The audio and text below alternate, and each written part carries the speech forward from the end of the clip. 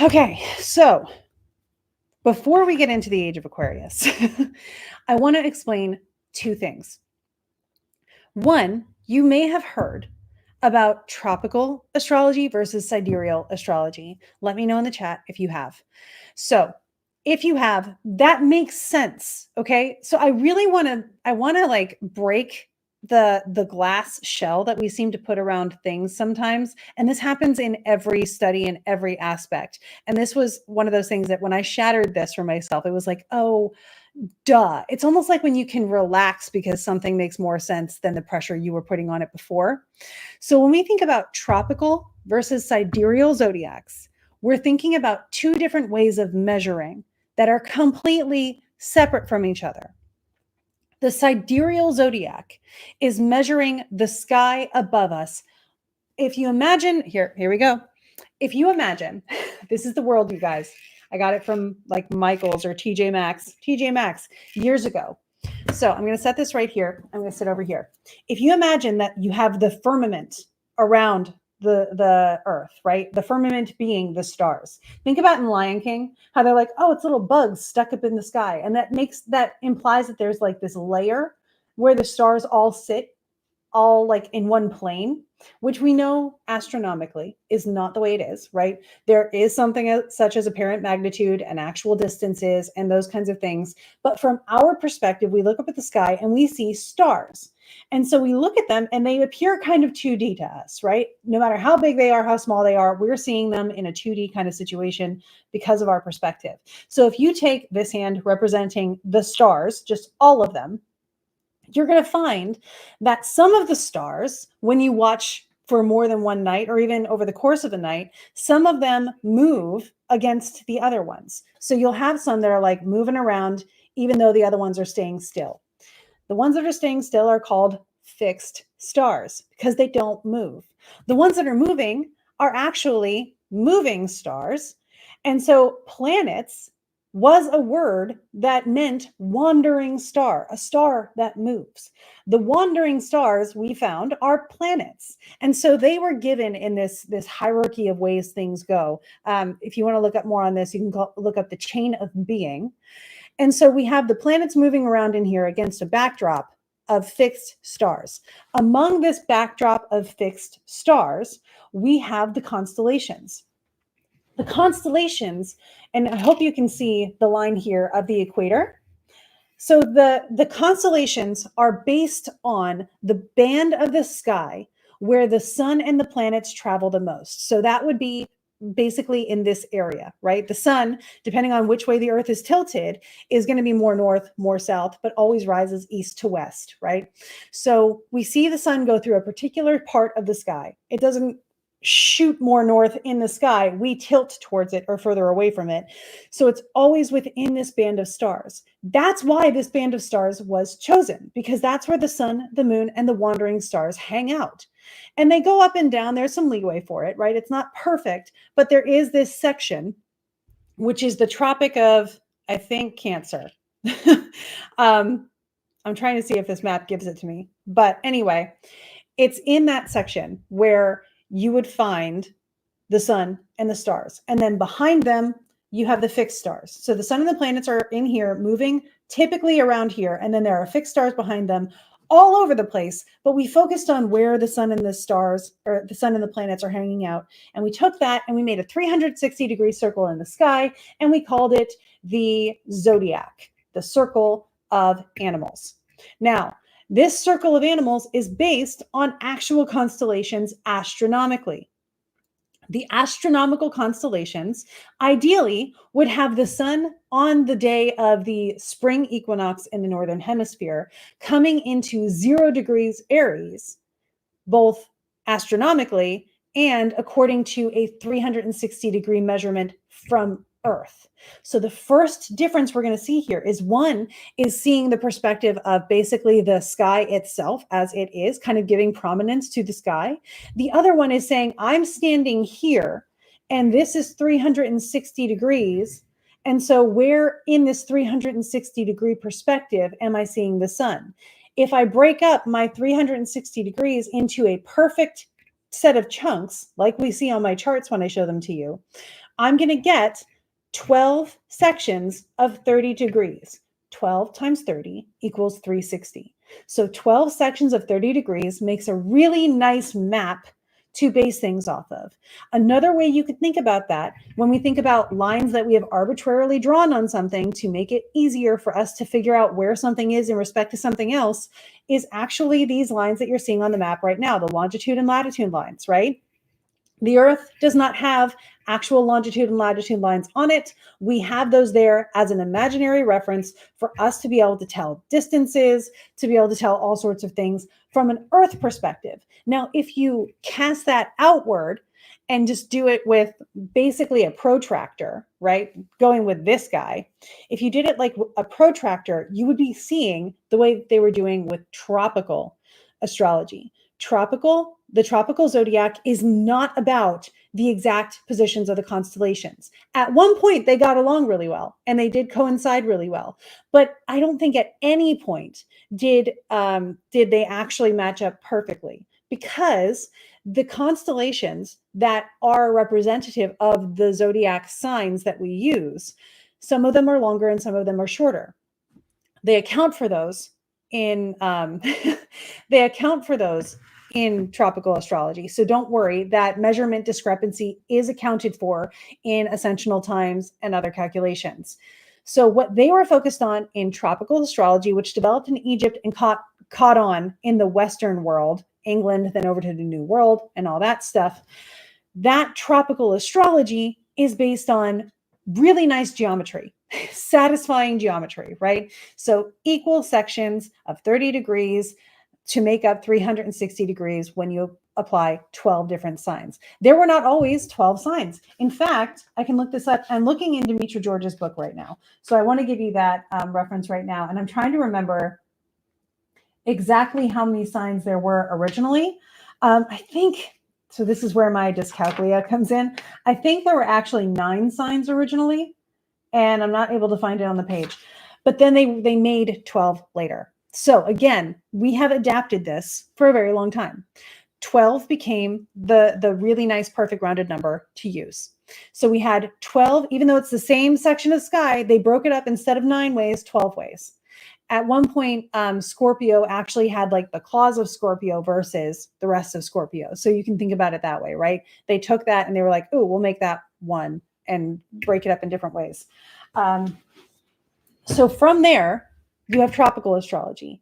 And ideally, when the sun in tropical astrology comes into 0 degrees of Aries, which represents the seasons changing to either spring or fall, but spring was what they were focused on at the time because they were in the northern hemisphere, you see that this becomes a zodiac that's based on the Earth's experience of where the sun is, how much light the sun has, and what seasons we're having at any given time. The fixed stars are not as considered in that, right? So they're there and we see them and we can draw a constellation that is Scorpio. But because this Earth, you can see it's tilted right now, right? The Earth does the thing where it wobbles, right? And it takes, this number I actually have a reference for, it takes 26,000 years for the Earth to do this one time. As it's doing that, its perspective on the rest of the universe changes. So because it's taking a really long time and has not finished one, because it's taking a really long time, our North Star up there changes every so many years. In 2012, the big to-do was that our North Star was kind of locking into place with a different North Star. I actually have a nice graph here in Demetra George's thing. Around 2000, we got Polaris as our official North Star. Right? Later, let me see here. When we get to 8,000, the year 8,000, our North Star will be Alpha Centauri. No, Alpha Cephei. So again, it's going to be a different North Star in a couple thousand years because the Earth is wobbling. This is called precession because it goes backwards through the sidereal, the actual constellation zodiac. Right? So those stars shift because the Earth is pointing in a different direction because of its wobble. It's still having seasons down here. So we're doing that the same way as it was before, but in real time, in relative to space, it is moving around. So right now, and I actually have this in the book too, which is really handy. Thank you, Demetra. As of a couple of years ago, or in the most recent 2 decades or so, the sun at the spring equinox, or when the sun is in the 0 degree Aries tropically, when you look up and you actually place the sun astronomically and look in a sign for it, you're going to find it at around 6 degrees of Pisces, of the sidereal constellation Pisces, because of the precession of the equinoxes, the equinox being the Aries equinox. So that is why there are 2 separate constellation or 2 separate zodiacs. One version of astrology developed using the really nice geometry-based, seasons-based tropical zodiac. Another, more based in India, used sidereal astrology. They were basing things off of where is the planet in the actual stars as compared to where is the planet on the map that we've made, right? So that's the difference. They both have their functions. They both can work.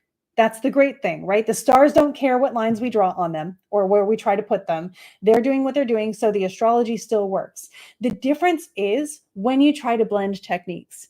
Just like with so many other things in our world, and I use religions as the primary thing, especially if we take the one I'm most familiar with, which is Christianity, and you break it into 2. You can, because you have Protestant and Catholicism. They have a lot in common, but there are some things that don't necessarily go from one to the other. There are some things that are very much a Catholic thing, and then there are some things that are very much a Protestant thing. And when you try to take one thing from over here and put it over here, it could work, like it can get by, it can pass, but it's not going to work the way it was designed. So that's where we get into things like perfections and timing techniques that were built on a tropical system may not work as effectively in a sidereal system because that's not what they were designed for. And that's all. They have their own separate timing techniques. They have their own interpretations and other things in a sidereal system that you can use that are going to give you the interpretation you need. So that's how that works. And that is the difference between tropical and sidereal zodiacs.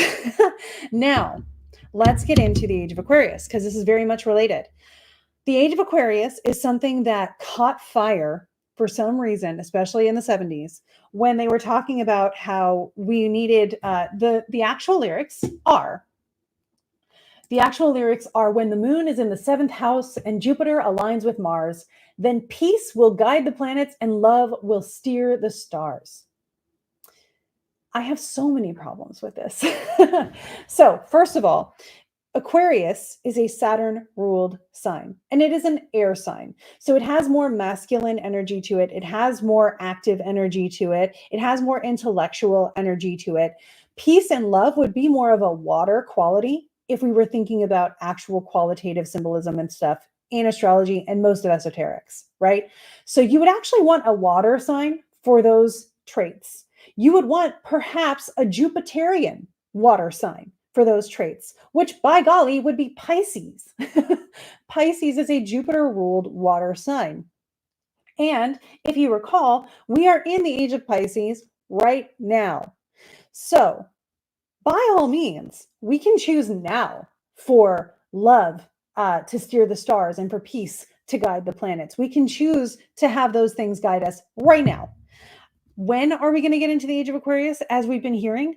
So people have decided, some people have said that in 2020, we came into a time that was the Age of Aquarius. Why did they say this? This actually does have something that can be taken as credible, right? In the year 2020, Jupiter and Saturn aligned in a conjunction. Now, it wasn't perfect, like an actual, they came into one star. They were kind of like this, one above the other, because their declination wasn't perfect. Like I said, they do move along that band. Sometimes they move perfectly, kind of like with eclipses, where they will become one star because they're at the same latitude and longitude, right?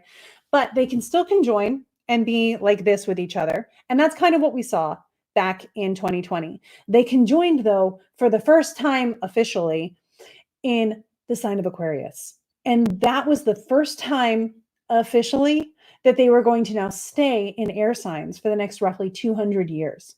Before that, they had been conjoining every 20 years over a period of 200 years-ish in earth signs. Now, there is an outlier for that because as they're shifting, you will have one that's like preceding where there's an air conjunction, then an earth conjunction, then an air conjunction, then an air conjunction, then an air conjunction. That's what we had back in the 80s. They did conjoin in Libra.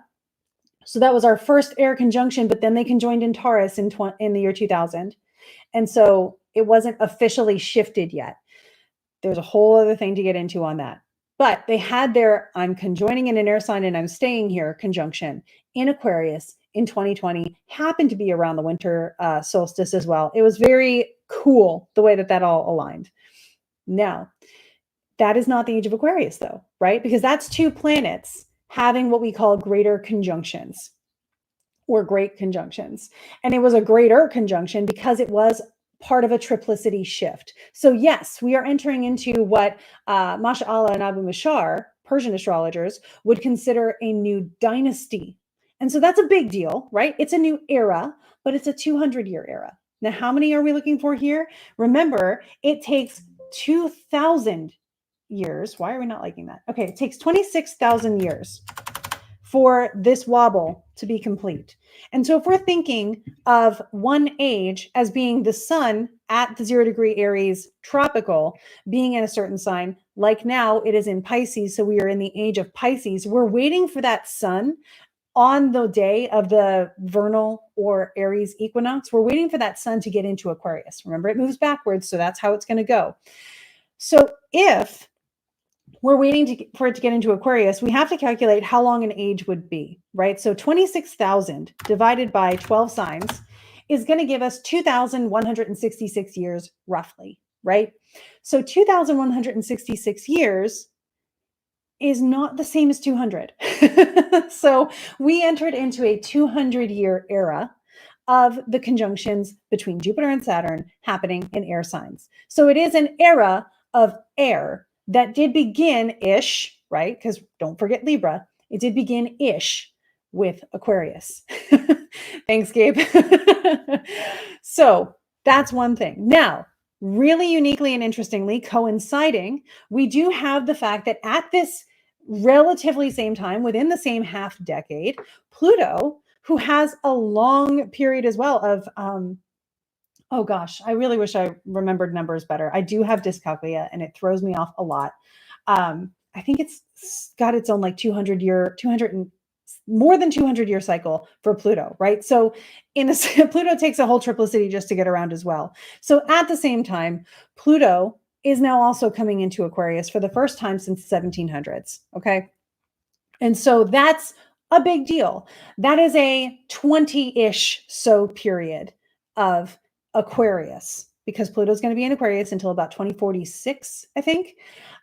So because we have this period of time where Pluto is now in Aquarius, that's a 20-year cycle of Pluto being in Aquarius. So now we have this little smaller cycle within an epoch of air. We have a smaller cycle of Aquarius that is transpersonal because Pluto's so far out there. It is a transpersonal planet. It moves really slow, so its effects unfold over a generation's worth of humanity.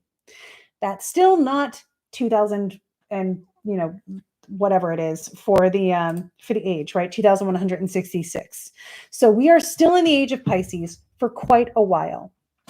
If we think about the fact that recently we're only at 6 degrees of Pisces, we are in, perhaps you would want to say, the dawning of the age of Aquarius, but I would wager we've got a little bit over at least 100 years left before the age of Aquarius. Someone has done those calculations more precisely than I have. But again, I have not done those calculations because that is not my strong suit at all. So just know we're not in the age of Aquarius. And in fact, the age of Aquarius is a sidereal astrology concept that was borrowed and brought over to people who typically follow a tropical astrology. So that's one of those things that it kind of crossed the aisle. It still kind of works. But if you're looking for peace to guide the planets and love to steer the stars, I would look for a water sign with Jupiter or even Venus. Venus doesn't happen to rule any water signs, so I would still go back to Jupiter. And that would mean that we would have Pisces, where we are right now. So if you want your peace and love, take it because this is the time for it. Now, here's the other thing. When the age of, this is just me griping about the song at this point. Okay. So that's all the dense stuff. This song, and Gabe, I hope you'll add in on this too. This song says when the moon is in the 7th house and Jupiter aligns with Mars. So I'm going to show my screen really quickly to show you kind of what this looks like on a chart. It's just arbitrary. It's just me being kind of bratty at this point. So we see the chart, right? The moon in the 7th house over here happens to be in Aquarius. That's not intentional. This is just the next time that Jupiter aligns with Mars. I'm going to interpret that as a conjunction. So Jupiter and Mars conjoin in Leo in 2026, and I moved it to a time of day when the moon is in the 7th house. But that's not the age of Aquarius either, is it? So just keeping that already in notice. But when the moon is in the 7th house, traditionally, this was the house of open enemies, as well as marriage and partnerships. So they might be thinking about marriage and partnerships, but I'm thinking like, this is the place of open enemies. Why would you want the moon there when love and peace are going to rule the planet? You might want the moon in the 5th house, where romance and romantic love falls a little bit more, or the 11th house, where friendship happens a little bit more, of good spirit and good diamond, right? I would want the moon there, but that's just me. And I'd like her to be in like domicile. Another water sign that she rules would be Cancer. The moon is, whatever. She's allowed to be in whatever sign according to the song, because it just says when the moon is in the 7th house and Jupiter aligns with Mars. This is also kind of intense because, like, if you look at they're going to be on the south node at the same time. So everybody keep an eye out for November 15th, 2026. It might be a pretty big day. But anyway, we will see Jupiter aligning with Mars not too infrequently, right? Like they go around. When Mars catches up to Jupiter, they align. But it's the divine feminine goddess power making peace. I mean, yeah, okay. Align is pretty vague. Even in ancient texts, sometimes align can mean they just see each other. So we could say when Jupiter aligns with Mars in any capacity, but here's the thing. Mars is a malefic and Jupiter has the effect of expanding or saying yes to things. And so why would we want Mars, which is kind of kaboom, to align with Jupiter for something that, to Gabe's point, is a divine feminine effect of peace and love?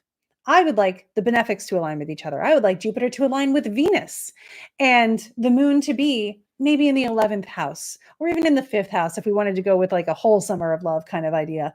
But that's not what the lyrics call for.